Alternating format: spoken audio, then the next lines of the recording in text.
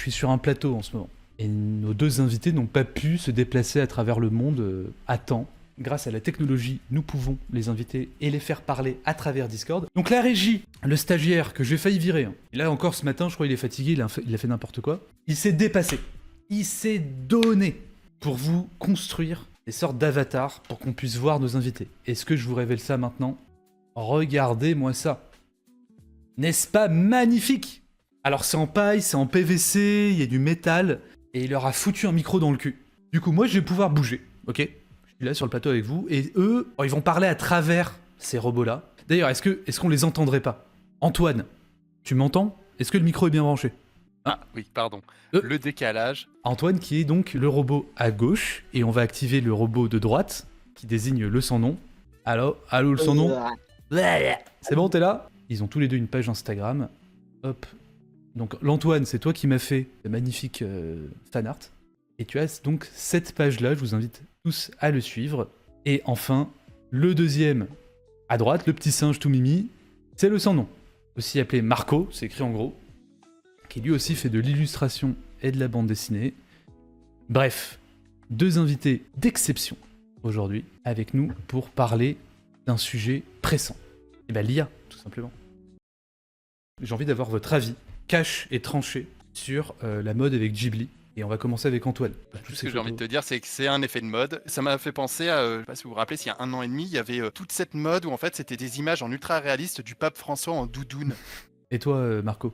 Bah, comme je rebondis un peu sur ce qu'il dit, mais c'était Ouais. pareil la fois où t'avais le filtre TikTok pour te rendre animé, tu sais, Ah ouais manga et tout. Ouais, j'ai Ouais, pas il y vu. avait ça à un moment, ça tournait beaucoup. Et au final, les gens, ils s'en sont lassés, tu en vois plus aujourd'hui. Hmm. Mais moi, j'ai un avis un peu différent. Vas-y, dis-nous. En gros, si ça les amuse, tant mieux. J'aurai moins de gens qui me demanderont de les dessiner eux dans le style Ghibli. Pas faux. Ça épargne du boulot aux mecs qui veulent pas faire ça, quoi. Est-ce que c'est un truc qui t'est arrivé dernièrement ou pas? Pour être honnête avec vous, je n'ai jamais ouvert mes commissions, mais j'ai régulièrement des gens qui me demandent de faire des commissions, justement. Bah Et oui. c'est souvent des trucs, je veux pas juger, mais un peu sans intérêt. C'est dessine-moi, par exemple, avec ce personnage en train de faire des bisous. Non, je Alors. veux pas rentrer dans ton intimité. Resitue-nous Oui. un peu ce que tu fais sur Instagram, depuis quand, etc. Pourquoi tu refuses des commissions alors que tu pourrais te faire du fric. Vas-y, dis-nous tout. Alors, moi j'ai 20 ans et ça fait, je dirais, depuis que j'ai 16 ans, donc ouais, 4 ans que je poste régulièrement sur Internet, donc pas Mhm. forcément sur Instagram. J'ai Ouais. beaucoup été sur Tumblr parce que j'ai fait beaucoup de fanart et je fais toujours beaucoup de fanart. Et du coup, j'ai beaucoup traîné dans les différentes communautés Ouais, lesquels? de fandom et tout. Beaucoup One Piece, beaucoup DC et à Ok. une très vieille époque Jojo Bizarre Adventure. Et t'as appris Donc à un peu dessiner par le fan art au final. Ouais, au final, c'est ça, ouais, par le fanart. Et du coup, au fur et à mesure, pendant ces 4 ans, j'ai reçu du coup beaucoup de gens de ces différents fandoms qui m'ont demandé des commissions. Des fois des trucs mignons, des fois des trucs pas mignons. T'as pas vraiment considéré les commissions ou t'as pas envie de faire de commissions, quoi. C'est intéressant. Mais du coup, on t'avait Ah. demandé quoi alors? En gros, t'as une personne qui m'a demandé de faire un comics où son personnage lèche les pieds du Joker. Qu'est-ce que tu dis? En gros. C'est vrai? Mais attends, c'est un super génial. exercice pour faire des pieds, genre, je comprends pas. Non, non, mais c'est surtout qu'à la fin, pour voir, parce que ça me faisait rigoler, je suis allé jusqu'au bout pour lui demander bah, combien tu me payerais pour ça. Ah ouais. Elle m'a dit non, en fait dans mon pays ça passe pas, du coup je peux te faire des edits si tu veux. N'importe quoi. Alors, là, par curiosité, j'aurais voulu étirer la conversation et j'aurais demandé dans quel pays. Puis ensuite, je me serais renseigné, j'aurais regardé la conversion et tout ça. Corée du Nord. Ah, Corée du- Déjà, comment t'arrives à me parler? Et puis, si t'arrives à me parler, pourquoi c'est moi que tu contactes, hein? Bah, c'est Kim, c'était juste Kim, il voulait que... 당과 함께 굳게 섰네. 오 김하루 동지 우리의 길잡이별. Comment t'en es Ouais. venu de l'illustration à faire de la BD? C'est quoi, c'est la fanfiction? Ah. pas vraiment. Ce qui m'a amené à la BD, c'est quand je suis arrivé en terminale Mhm. et je me suis dit attends, mais pourquoi je fais pas de la bande dessinée? Ah, c'est juste un Du kiff. coup j'ai fait la bande dessinée. Aucune Bah, réflexion. c'était un C'est juste comme ça, Hobby. t'étais pendant, je sais pas, un cours de maths, tu t'emmerdais très fort, tu t'es dit, tiens, et si je changeais de destin? Et si je faisais de la BD? Et si je, C'est- si je ratais ma vie? C'est plus que je lisais beaucoup de BD, Mhm. je commençais à consommer beaucoup, et puis surtout je dessinais, et j'étais très bon en dessin, et en fait en terminale j'ai eu une révélation où je me suis dit mais attends, il faut quand même que je me bouge le cul pour savoir ce que je vais faire après. Pendant un mois j'avais fait un one shot qui était un peu pourri, et Mhm. puis je suis allé au festival Angoulême, d'ailleurs c'est là où on s'est croisés Gandhi, Bah oui. et Ah, c'était ton premier festival? Ouais, parce que Oui. je Moi, raconte c'était le bon, c'était mon lore, deuxième. un peu de lore. Je crois que C'était tu mon Si tu deuxième. racontes du lore, faut que tu prennes la voix spéciale, s'il te plaît. Alors, je vais raconter du lore. Alors, le lore Gundy, il y a un univers étendu, d'accord? Enfin, un univers parallèle, et dans 20... comment on dit? Dans un Multivers. multivers. Comment on dit un crossover? J'ai fait un crossover avec le lore de Marco, en fait. On s'est croisés au festival de la BD d'Angoulême. Et c'était très sympa, on a mangé des ramen. Si vous vouliez très tout savoir. Non, c'était cool. Bon, du coup, tu te Non, mets plus sérieusement à la BD. Ok. Et c'est devenu une passion. Ça Bah me ouais. bouffe la journée. Et bon. Ça te bouffe ton esprit. Et du coup, on est là à se demander ce qu'on fout. Comme je disais avec les commissions, c'est que on va dire que ça va nettoyer un peu les commentaires. Cet outil d'IA, en fait, ça permet à tout le monde de l'utiliser et ça permet de faire une sorte de tri dans les personnes, justement, qui ne payeront pas justement pour que je fasse une illustration, par exemple. Ouais, mais quoi ça doit être les illustrations, les mecs qui veulent pas payer, ça doit être que pour les illustrations humaines, tu vois. Moi, je suis dans le game dessin anthropomorphique, ils me demandent systématiquement le prix, en fait. Et ils payent. Ouais. Tu vois le truc? Pour qui est-ce que vous faites de la BD, en fait? Est-ce que c'est pour vous? Est-ce que c'est pour vendre? Si c'est pour vendre, est-ce qu'il faudrait pas s'adapter à ce public qui aime Ghibli, en fait? Est-ce que ça donnerait pas aussi une indication de ce que veut le public, en fait? Et oui, comme Lunar Spleen le dit, la commu Fury est plutôt respectueuse des artistes. Dans le chat, on nous dit par exemple, c'est Ardeus qui dit ça, le problème de l'IA, c'est que c'est rapide et que ça peut calquer au rythme de consommation du monde d'aujourd'hui. Et bah, pourquoi pas utiliser l'IA pour plus... Tu vois, on avait peur de l'IA. Ouais. On s'en foutait. Je crois que c'est un peu votre impression. Moi, je vous avoue, si ça me permet d'aller plus vite... Bon, désolé. Après, il y a le problème du vol au niveau des IA, parce que les machines se sont entraînées sur des trucs copyrightés. Ça dépend du style, je pense. Peut-être Oui. que ça dépend du style, c'est Si vrai. Oui, parce qu'il y a aussi une chose qu'il faut voir, c'est qu'il y a des Ouais. styles qui sont beaucoup plus imitables que d'autres. En fait, pour les le- styles qui sont imités, qui sont bien imités, ce sont ceux pour lesquels en fait il y a énormément de ressources et qui Mhm. sont, on va dire, bien définis. Justement, ce qui est génial avec le Ghibli, c'est qu'on a un style japonais avec un line art très propre, très coloré. Surtout que On c'est va 24 reprendre- images par seconde le film. Si on part sur une esthétique fanzine, Ah, mais avec rien que l'IA, ton style. pour le moment, Ton style à toi, est-ce qu'il y a assez de dessins pour que l'IA t'imite? un style Ah, qui, on va vas-y, dire, qu'avec finis un beaucoup peu. de hachures, de pointillés et tout ça, Mhm. je sais pas si l'IA elle est capable pour le moment de l'imiter. Oui, il y a un truc. Je vais essayer de demander à Grog s'il peut me faire un dessin de Berserk. Attends. Vas-y, pendant que tu demandes à Grog, il me semble que ça peut. Mais moi, je me dis, en tant qu'artiste, si ça peut me permettre de faire la couleur, par exemple, on peut plus de faire des couleurs. Si ça me permet de faire la couleur, pourquoi pas, tu vois. Je peux juste faire le line Mais art justement. comme je veux, et puis let's go, tu vois. J'avais donné à une IA justement un dessin où j'ai fait juste le line art et je lui ai demandé de faire la couleur. Mais il voulait pas de faire la couleur, il me redessinait toujours un autre truc. Ah. Je lui ai dit non, tu me fais la couleur, il veut pas. Et je crois que c'est pas encore assez développé pour faire ça. Là, par contre, je viens de lire du coup le commentaire de mon ami là, Ouais. Ardeus, et je trouve intéressant ce qu'il dit justement. L'IA pourra pas tant nous remplacer parce qu'en fait on raconte l'histoire grâce à la BD, l'histoire comme on la voit nous. Enfin, moi, la plupart de mes BD, c'est des semi-autobiographiques que je déguise, parce que je suis pas très fan de Oui, tout ce oui. qui est autobio. Moi, je fais beaucoup de BD sur le travail et sur des métiers qu'on connaît pas trop. Là, cette semaine, c'était les mécaniciens d'ascenseur, où je parle d'impôts, carrément, tu vois. Et là, avant, c'était les livreurs des Deliveroo. Dans mes BD, j'ai envie de mettre en scène mon perso pour qu'on me reconnaisse. Un peu un côté un peu branding aussi, un peu marketing, Pour tu vois. signer. Je signe un peu, c'est moi en fait. Pour moi, on est sur un tournant et Mm. ça m'intéresse beaucoup de voir comment ça va tourner. Je Bah suis ouais. prêt à donner un petit peu en fait mes dessins pour voir comment ça va faire. Moi, Ah, je carrément, suis c'est sûr. curieux, attends, je Non suis mais c'est sûr, curieux. faut être honnête. Hein. En fait, à partir du moment où tu pourras alimenter, on va dire, la machine et être rémunéré à côté, et s'il y a une rémunération intéressante, tu signes direct. Hein. Ah oui, toi tu signes? Moi, je fais tous les dessins qu'il faut. Et si ça permet d'avoir un peu une rente, Ouais, mais. Ah, d'accord. Dans le sens où tu Dans le vendrais ton sens- style, c'est ça? c'est ça. Ouais, ça peut se faire, hein, Oui. vendre son style. Moi, je suis prêt à donner mes dessins à l'IA pour qu'en fait elle puisse m'aider à par exemple faire des ancrages plus rapides. Ouais, mais pareil, tu vois, l'ancrage, la colo, etc. Est-ce qu'on n'est pas en train d'ouvrir une boîte de Pandore? Si quelqu'un reprend ton style et fait des trucs mieux que toi, t'auras quand même le seum. Enfin, il vendra Ma plus, réponse, par ce exemple. serait que tu vois, Ouais. d'année en année, en fait, mon style de toute façon, il évolue. Donc, en fait, le style qui sera imité en 2025 ne ressemblera plus, en fait, à mon style en 2027. Je m'en ficherai un peu, tu vois, que Ouais. la machine maintenant, en fait, elle est gavée de mon style de 2025. D'accord. Et de toute façon, toi, t'évolues, c'est Oui, pas oui, grave, oui, elle sera toujours en retard, C'est quoi. pas con ce qu'il dit. C'est vrai, c'est un bon point. Dans le chat, il y a Water Dragon qui nous dit qu'il va y avoir une énorme concurrence à la con d'imposteurs automatisés. Et c'est un truc qu'on voit déjà sur un Twitter. Des gens qui passent Ouais. 20 heures sur une peinture et un connard qui passe derrière pour dire j'ai changé la lumière et j'ai remplacé les boules de feu par des ballons de basket. Tiens, Ouais, et je c'est la même qualité de dessin avec des ballons de basket horribles, moches, tu vois. Alors que tu vois, Marco, par exemple, a un style très réaliste, tu vois. plus dans les clous Ouais. de ce qui plairait, je suppose. Et je sais Bah. pas trop comment tu te situes toi par rapport à ça. Est-ce que Bah, tu moi, veux en fait, pousser ton on a style jamais- et passer vers l'abstraction ou au contraire tu veux rester dans un Je truc? suis très sur le style de Mike Mignola, qui m'inspire beaucoup, tout simplement parce qu'il est plus rapide à faire que le mien. Donc Ok. je commence un peu à prendre un peu sa patte. Du coup, en fait, Mike Mignola, c'est celui qui a fait Hellboy. Et Hellboy, c'est une tuerie en termes de mise en scène et d'aplats de noir. Et les Ouais. aplats de noir, ça fait gagner un temps fou. Attends, là t'es en train de copier un style. Non, je m'inspire.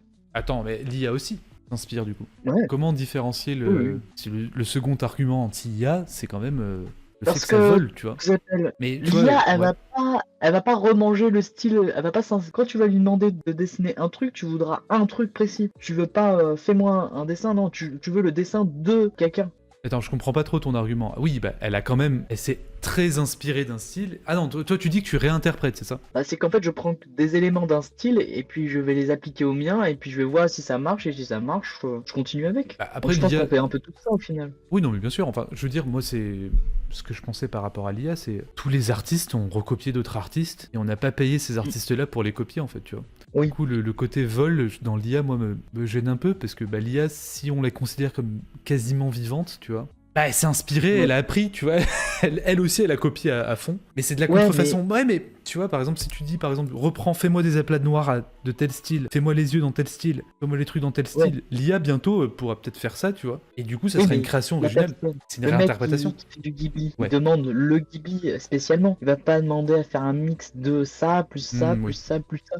Les types, ils ont pas le temps, ils veulent leur dessin, mais de Ghibli. Alors, on Ouais, nous on a un envoie avocat dans le on nous a chat. envoyé un pavé Ouah, il y en a des mots. sur la contrefaçon. Alors, Water Dragon, je vais essayer de lire avec le peu de cerveau que j'ai, parce que je suis un peu con. Au mépris des lois de règles. Toute édition Ouais, mais d'écrit, de composition. Ouais, mais en fait, l'IA, elle a réinterprété, elle a pas copié. Cet article, il s'applique aussi au fanart. Ah oui, bah totalement. Tu fais un fanart Ghibli pour rendre hommage à Miyazaki. Est-ce que tu es pas en train de faire une contrefaçon?